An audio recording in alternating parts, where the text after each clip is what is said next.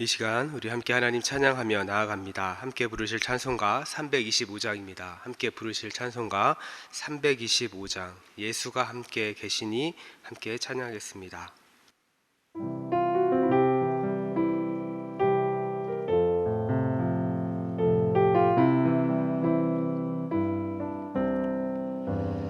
예수가 함께 계시니 시험이 오나 겁없네.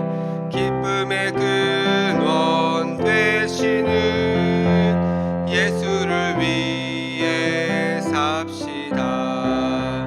날마다 주를 섬기며 언제나 주를 기리고 그 사랑 안에 살면서 딴 길로 가지 맙시다. 이 세상 사는 동안에 주 이름 전파하면서 무한한 복락 주시는 예수를 위해 삽시다. 날마다 주를 섬기며 언제나 주를 기리고 그 사랑 안에 살면서 딴 길로 가지 맙시다. 이 세상 친구 없어도 예수는 나의 친구니 불의한 일을 버리고 예수를 위해 삽시다. 날마다 주를 섬기며 언제나 주를 기리고 그 사랑 안에 살면서 딴 길로 가지 맙시다. 주께서 심판하실 때 잘했다 칭찬하리니 이러한 상급 받도록 예수를 위해 삽시다. 날마다 주를 섬기며 언제나 주를 기리고 그 사랑 안에 살면서 딴 길로 가지 맙시다. 아멘. 기도하겠습니다.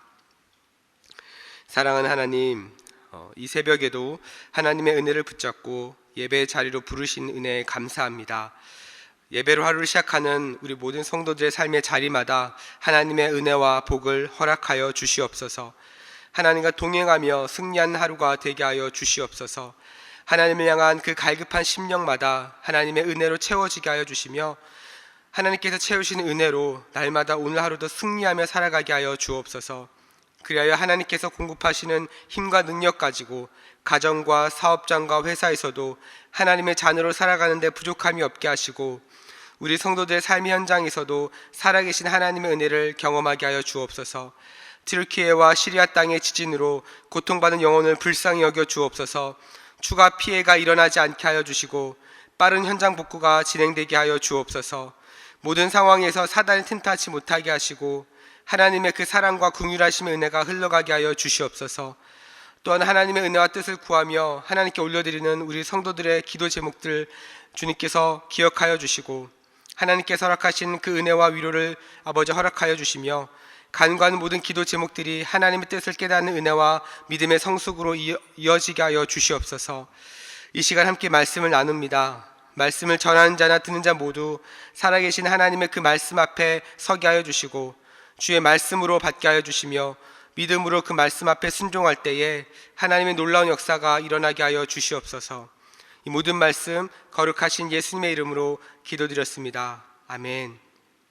우리 시간 함께 하나님 말씀 보시겠습니다. 오늘 함께 보신 말씀 사무엘상 8장 10절부터 22절까지 말씀입니다.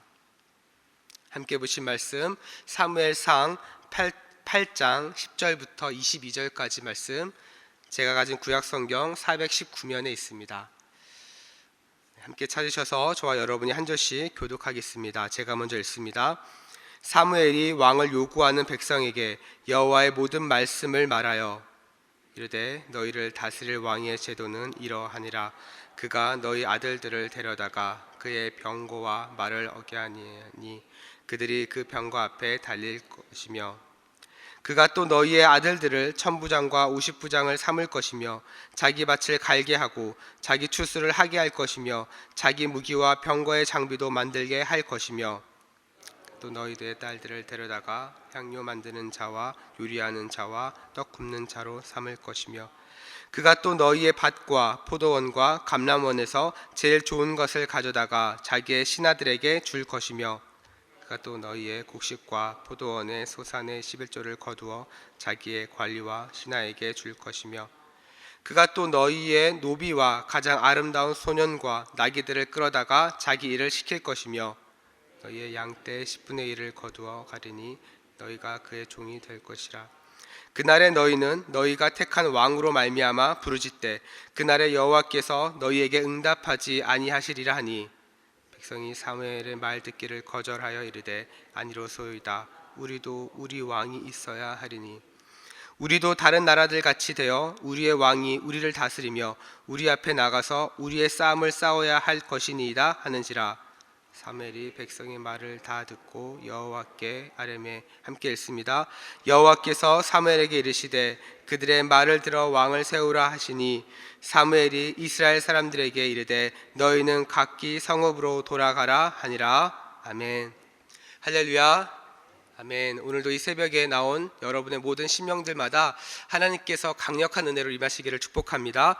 저는 오늘 본 말씀을 가지고 잘못된 선택이라는 제목으로 함께 말씀을 나누겠습니다. 오늘 우리가 읽은 이 본문은요, 왕을 세워달라고 요청하는 그 이스라엘 백성들의 요구에 대한 하나님의 답변으로 오늘 본문을 시작하고 있습니다. 본래 이스라엘 백성들은 하나님께서 직접 다스리는 나라이기 때문에 왕을 따로 세울 필요가 없었죠. 그런데 왜 이스라엘 백성들은 이렇게 왕을 요구하고 있습니까? 사무엘상 8장 5절을 보니까 다음과 같이 말합니다. 그에게 이르되 보소서 당신은 늙고 당신의 아들들은 당신의 행위를 따르지 아니하니 모든 나라와 같이 우리에게 왕을 세워 우리를 다스리게 하소서 한지라. 이스라엘 백성들이 사무엘에게 왕을 세워달라고 말했던 첫 번째 이유는 하나님께서 세우신 그 사람들이 마음에 들지 않았기 때문에 그렇습니다. 상황을 보면 이스라엘 백성들의 입장에서는 충분히 납득이 되는 상황입니다. 왜냐하면 사무엘의 아들들이 하나님의 뜻대로 그 나라를 다스렸던 것이 아니라 섬겼던 것이 아니라 자신들의 이득에 따라서 자신들의 이익에 따라서 그 나라를 다스렸기 때문입니다. 하지만 이스라엘 백성들이 놓치고 있는 것이 하나 있었는데 바로 하나님의 주권입니다. 하나님의 주권을 그들은 잊어버리고 있었던 것이죠. 사사를 세우는 것은 사람이 세우는 것이 아닙니다. 바로 하나님께서 세우시는 것이죠. 만약 사사가 잘못을 하면 그것은 하나님께서 심판하시고 하나님께서 바꾸실 일이지 이스라엘 사람들이 바꿔달라고 요구하는 것은 아니었습니다. 이것은 하나님의 일하심에 대한 불신이고 더 나아가 하나님의 주권을 인정하지 않는 그런 행동인 것이죠. 이러한 요구를 들은 사무엘은 하나님 앞에 기도를 합니다. 그리고 오늘 본문은 왕을 세워달라고 요구하는 이러한 요구에 하나님의 답변을 기록하고 있습니다. 그것이 무엇인지 좀 함께 살펴보기를 원하는데요. 먼저 오늘 본문 11절부터 18절까지의 말씀을 보면 왕을 세웠을 때 그 왕의 제도를 따라갔을 때 발생하는 현상을 우리에게 말하고 있습니다. 왕이 세워지면 어떤 일이 발생하는가? 왕이 세워지면 이스라엘 백성들의 아들과 딸들을 데려다가 일을 시키고 그 다음에 수확의 11조를 거두어서 신하와 관리들에게 나눠주고 결국에는 왕의 종이 될 것이다 라고 이야기를 하고 있습니다. 이 답변을 보면 하나님께서는 단호하게 이스라엘 백성들의 요구를 거절하지 않으시고 이스라엘 백성들이 이해할 수 있도록 설명해 주고 있다는 느낌을 받습니다. 왕이 세워지면 너희들이 원하는 왕을 세우면 그들은 너희들의 노동력을 착취할 것이고 너는 그들의 종이 될 것이야 이렇게 이야기를 하는 것이죠. 그런데 다른 나라들처럼 왕이 세워졌을 때 문제는 하나님께서 이스라엘 백성들의 요구를 응답하지 않겠다라고 말씀하신 것이죠. 사실 이것이 더 큰 문제입니다. 왜 하나님께서 이스라엘 백성들의 그 요구에 그 요청에 응답하지 않으시겠다라고 말씀하셨을까요? 사실 과거에 이스라엘 백성들은 애굽의 종이었습니다. 이럴 때는 하나님께서 이스라엘 백성들의 그 고통의 신음소리에도 하나님께서 듣고 계신다고 성경은 말합니다. 왜냐하면 애굽의 노예로서 그 핍박을 받았던 것은 바로 외부에 의한 핍박이었기 때문에 그렇습니다. 하지만 왕을 세워서 그들의 종이 되는 것은 이스라엘 백성들의 자발적인 선택인 것이죠. 하나님께서 경고하셨음에도 불구하고 그들은 하나님께서 원하시는, 하나님께서 기뻐하시는 선택을 하지 않은 것입니다. 그런데 더 큰 문제가 있습니다. 그것은 무엇이냐면 응답하지 않으시는 하나님에 대해서 이스라엘 백성들도 그것이 큰 문제라고 여기지 않고 있더라는 겁니다. 오히려 그들은 왕을 세움으로써 누릴 수 있는 장점이 더 많다라고 이야기합니다. 그 중에 하나는 무엇인가 보니까요, 왕을 세우고 군사력을 더 강하게 키워서 싸움을 잘하는, 전쟁을 잘하는 그런 강대국이 되는 것을 그들은 기대했던 것이죠. 그래서 오늘 보면 8장 20절에 다음과 같이 말합니다. 우리도 다른 나라들 같이 되어 우리의 왕이 우리를 다스리며 우리 앞에 나가서 우리의 싸움을 싸워야 할 것이니이다 하는지라. 이스라엘 백성들은 왕을 세우면 그들이 자신을 위해서, 그 왕이 자신들을 위해서 싸워줄 것을 기대했습니다. 그런데 여러분, 이스라엘 백성들이 여기서 착각하는 것이 있습니다. 이스라엘 백성들이 애굽에서 탈출해서 가나안 땅에 정복할 수 있었던 것은 그들의 능력이 아니었습니다. 그들의 군사력이 아니었습니다. 전적인 하나님의 은혜였습니다. 하나님께서 그들을 왕으로 다스리고 계셨기 때문에 하나님께서 그들을 대신하여 그 전쟁에서 승리를 하게 하신 것이죠. 그래서 역대하 20장 15절을 보면 전쟁은 하나님께 속해 있다라고 분명하게 이야기를 하고 있는 것입니다. 또한 사무엘이 사사로 있을 동안 이스라엘은 하나님의 은혜로 평안하게 지내고 있었습니다. 전쟁 준비를 해야 되는 상황도 아니었습니다.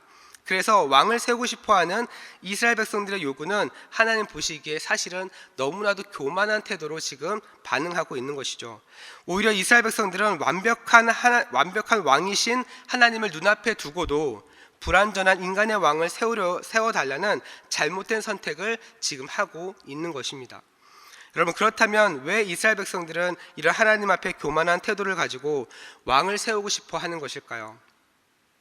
하나님을 벗어나 자신들만의 방법으로 이스라엘을 이끌어가고 싶었던 것입니다.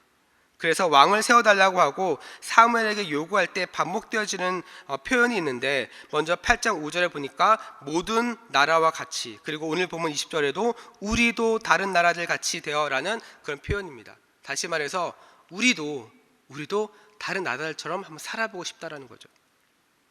이스라엘 백성들의 눈에는 하나님이 통치하는 그 생활보다 인간의 왕이 다스리는 그 나라가 좋아 보였던 것입니다.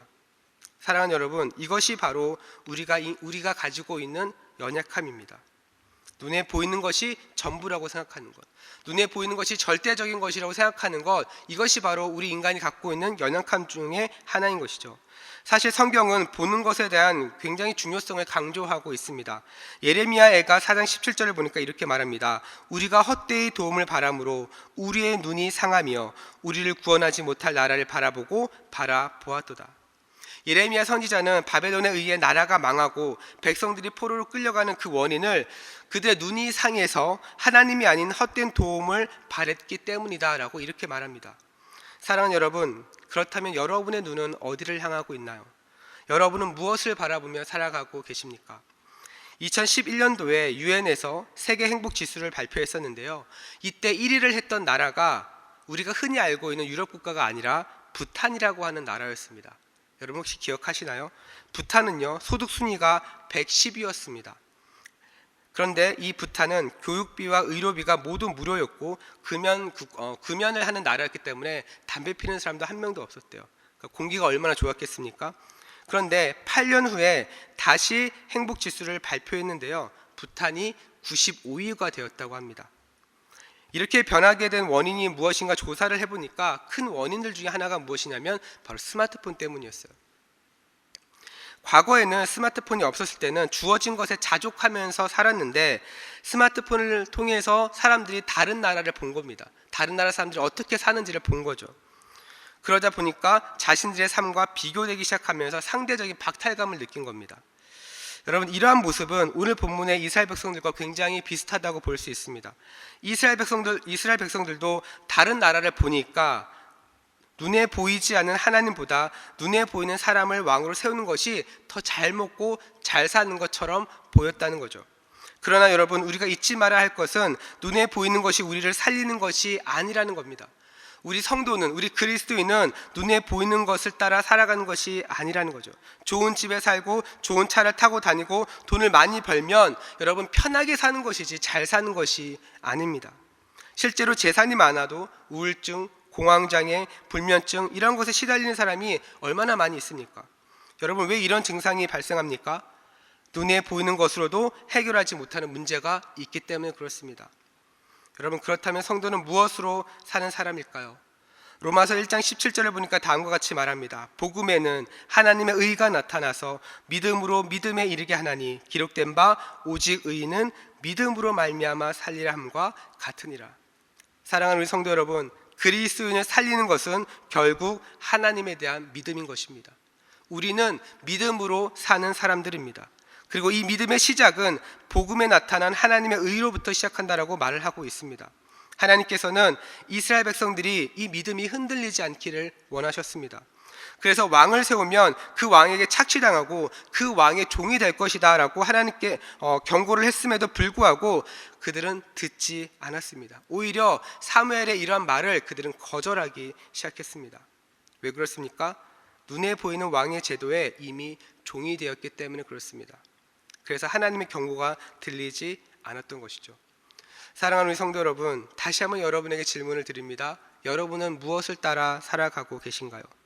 왕이신 하나님이십니까? 아니면 여러분이 생각했을 때에 좋은 그 무엇을 따라가고 있으십니까?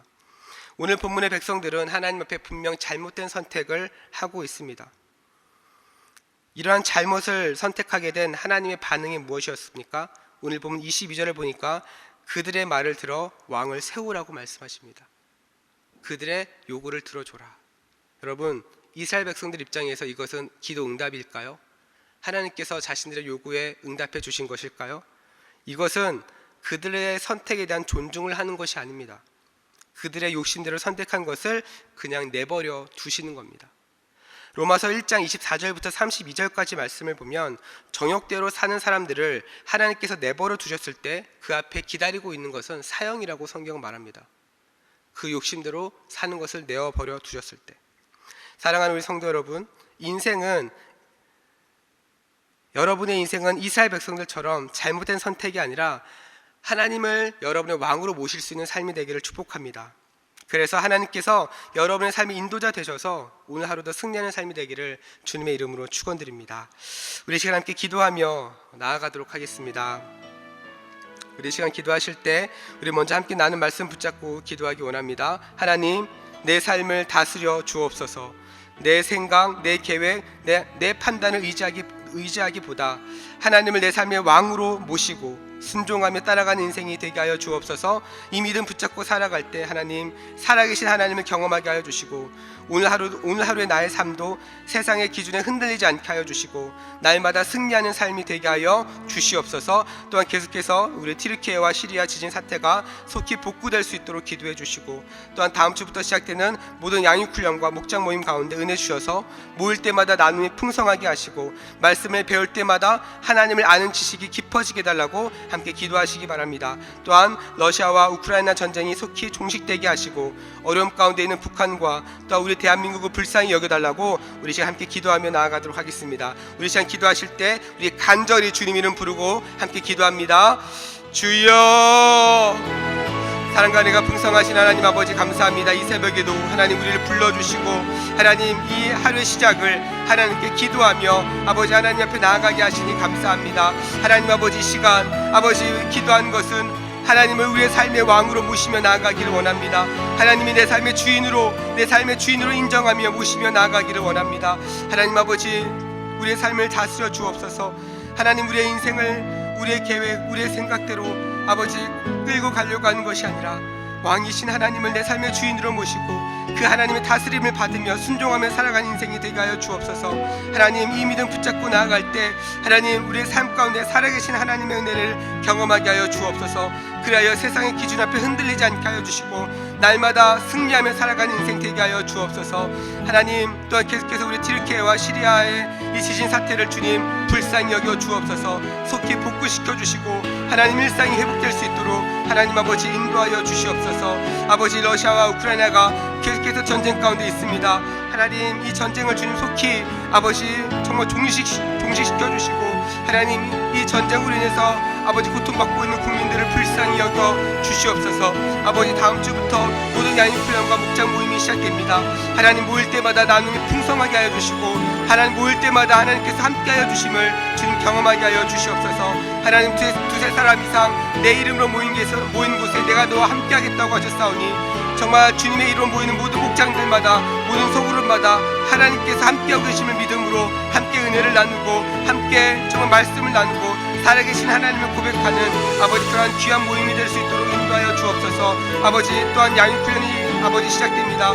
야인훈련을 인도하는 모든 교육자들 가운데 하나님 은혜 주시고 말씀을 배우는 모든 성도들마다 하나님을 아는 지식이 더 깊어지게 하여 주옵소서. 하나님과 인격적인 만남들이 이루어지게 하여 주시옵소서. 그래야 하나님, 정말 우리 모든 성도들이 믿는 것과 아는 것이 하나가 되어 그리스도의 장성한 분량에 이를 수 있는, 성장할 수 있는, 성숙할 수 있는 아버지 그런 우리 모든 성도들이 될 수 있도록 인도하여 주시옵소서. 하나님, 이 나라를 불쌍히 여겨 주옵소서. 아버지, 북한 땅을 불쌍히 여겨 주옵소서. 아버지, 무엇보다 이 나라가 아버지 하나님을 두려워할 줄 아는 나라가 되게 하여 주시고 정말 하나님이 기뻐하시는 방향으로 아버지 다스림을 받고 아버지 하나님 기뻐하시는 나라가 될 수 있도록 하나님 역사하여 주시옵소서. 그렇게 일하실 하나님을 기대합니다. 그렇게 일하실 하나님을 기대합니다. 하나님의 은혜를 아버지 우리 가운데 부어주셔서 아버지 우리가 간구하고 하나님께 부르치는 모든 기도의 제목들이 하나님 하나하나 응답되는 역사들이 있게 하여 주시옵소서. 주여 은혜를 베풀어 주옵소서. 주님 역사하여 주시옵소서.